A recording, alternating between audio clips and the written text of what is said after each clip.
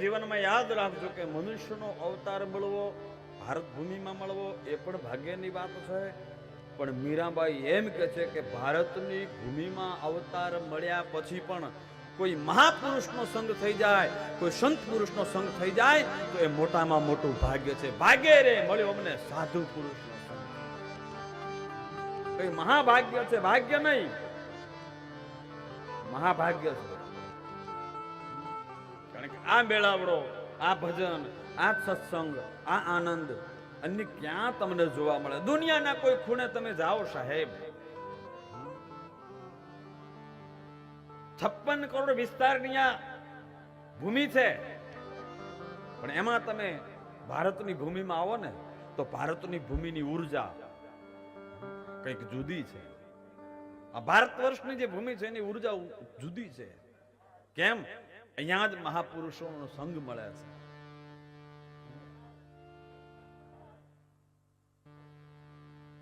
એટલે સદભાગી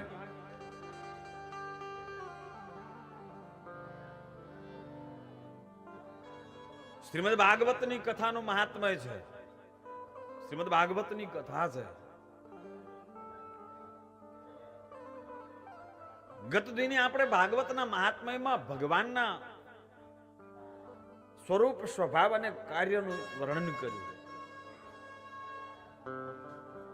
ત્રણેય ત્રિવેણી છે અને આપણે ત્રિવેણીના ઘાટ ઉપર બેઠા છીએ.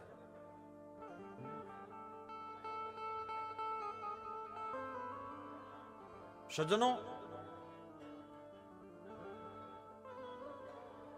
બીજા શ્લોકમાં સંતની વંદના કરી છે, સંતોની વંદના લીધી છે.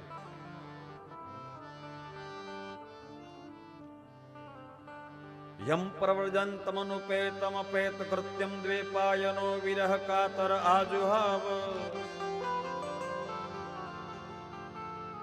પુત્રેતિ તન્મયતયા તર્વોભિનેદુ સ્તમ સર્વભૂત હૃદયમ નિમાનતોસ્મિ.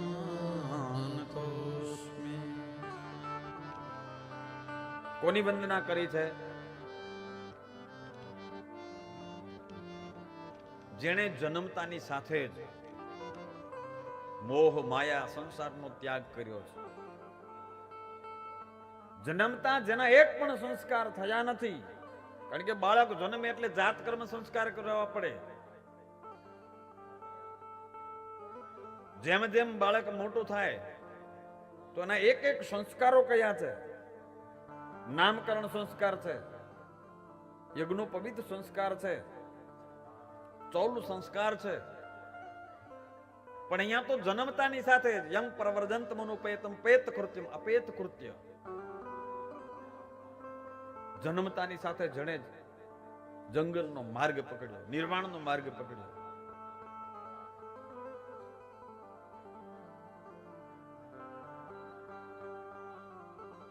પણ જન્મતાની સાથે જંગલના માર્ગે જતા પોતાના દીકરાને જોઈને માં જ્યારે રુદન કરવા લાગી ત્યારે વ્યાસજી પૂછે છે કે દેવી રડવાનું કારણ?